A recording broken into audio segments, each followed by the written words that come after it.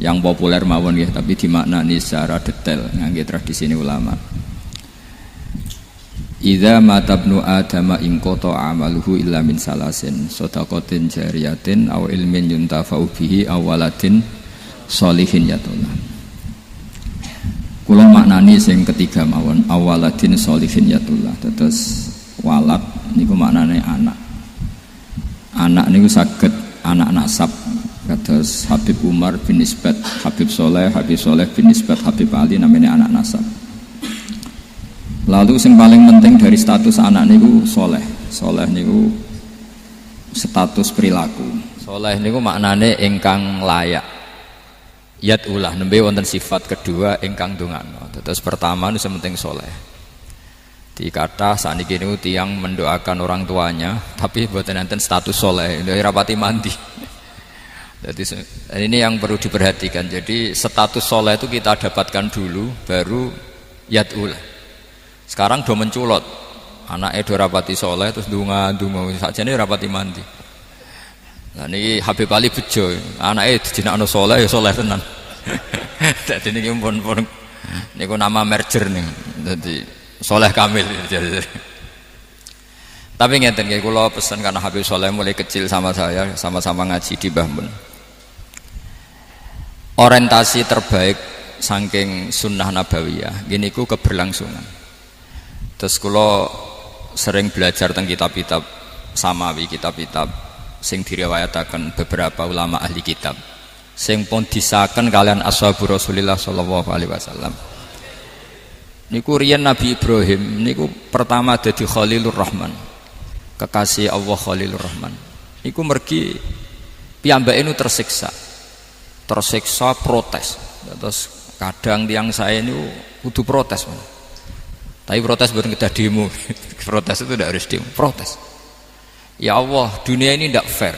Engkau yang Tuhan, engkau zat yang begitu penting, engkau zat yang menciptakan langit dan bumi, engkau zat yang memberi rizki, yang bikin air, bikin oksigen, semua kebutuhan manusia. Kemudian mereka tidak kenal engkau. Ini tidak fair. Jadi beliau itu tiap malam itu ngumpat. Ini enggak fair dunia ini. Engkau yang begitu penting pencipta langit bumi, engkau begitu penting yang menciptakan air, menciptakan kebutuhan manusia, kemudian mereka tidak kenal engkau. Ini enggak fair. Ini enggak benar. Jadi sering marah gitu. Karena sampean enggak bisa bayangkan kan apapun hebatnya presiden atau menteri atau rektor atau kiai terus nang desa enggak dikenali statusnya diundang lek apa ning dilek itu gak keren blas. Karena ya sama kan, misalnya Habib Soleh Alatos muridnya Said Umar punya Mbah Mun terus nang desa diundang pening dilek itu kan gak keren blas. Awal dari keren tetap dikenal. Nah kemudian orang itu tidak kenal Allah. Makanya terus beliau sujud berkali-kali, ya Allah, sama siapa munajatnya beliau? Innahu la yahzununi alla ara ahadan fil ardi ya'buduka ghairi. Jadi cara Kiai Sarang namanya innahu sak temene kelakuan la yahzunu, yektene nyusano ni ing ingsun, nyusano banget karena pakai lam taukid. Innahu sak temene kelakuan la yahzunu, yektene nyusano banget ni ing ingsun. Apa sing nyusano an? Apa sedene kelakuan la ora ningali ingsun fil ardi ing dalam bumi. Ahadan ing wong suci ya'budu kang nyembah sapa ahad ka ing panjenengan ghairi saliyane ingsun. Ya Allah, sungguh saya sangat susah. Karena engkau zat yang begitu penting, kemudian yang tahu kalau engkau Tuhan itu hanya saya.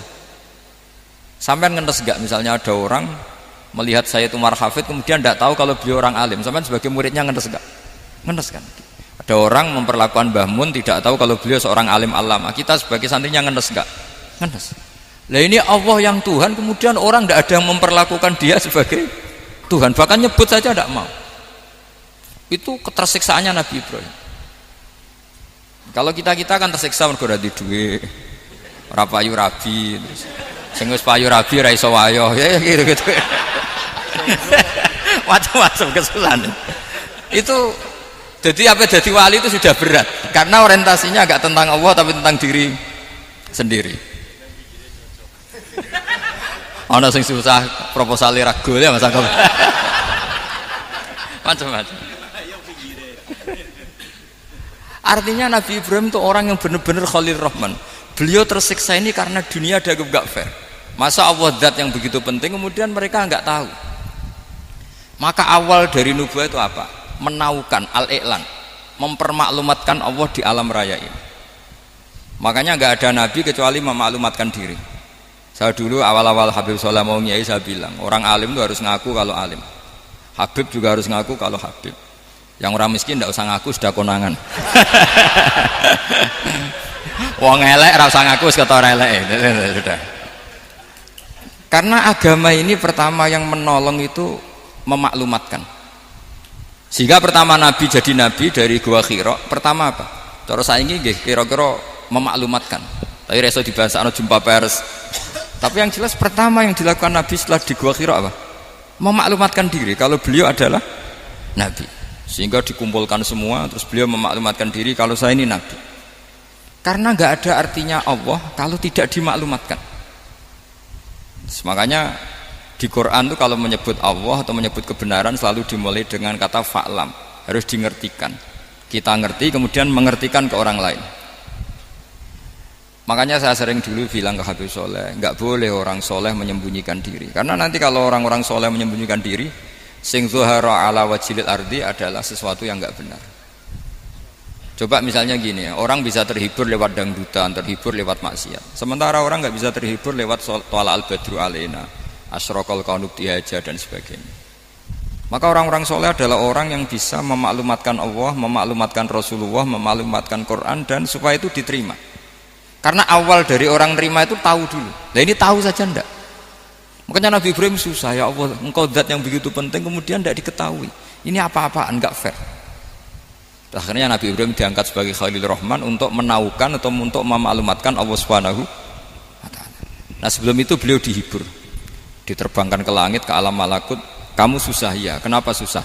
Karena zat sementing engkau kemudian tidak ada yang menyembah.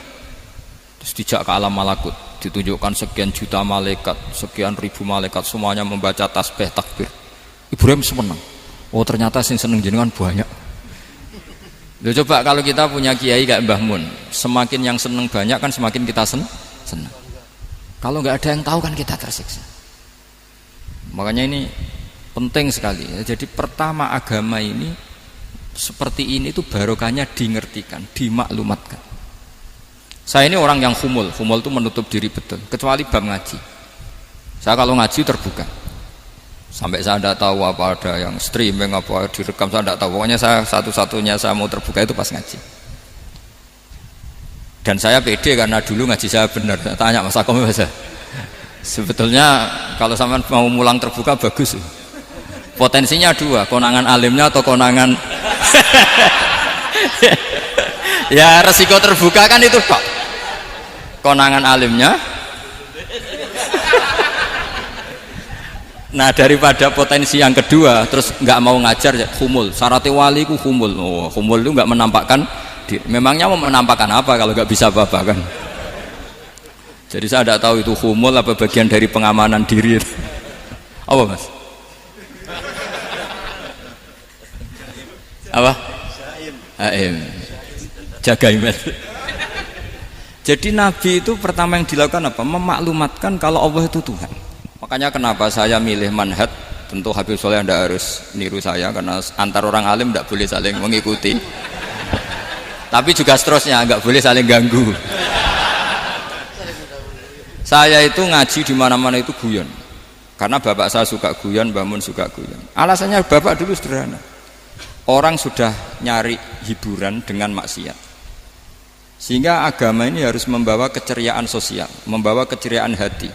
Karena Allah ngendikan kul bi fadlillah wa bi rahmati fa bidzalika falyafrahu. Orang tuh harus senang dengan kebaikan. Orang happy dengan Thala al-Badru alaina, happy dengan manaqibul akhyar, dengan fadhailul akhyar.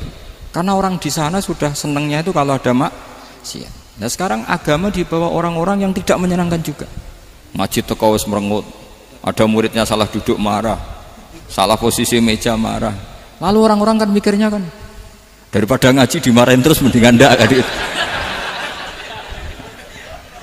Makanya Nabi itu paling marah itu kalau satu kebaikan jadi problem. Mu'ad bin Jabal itu pernah ngimami lama sekali.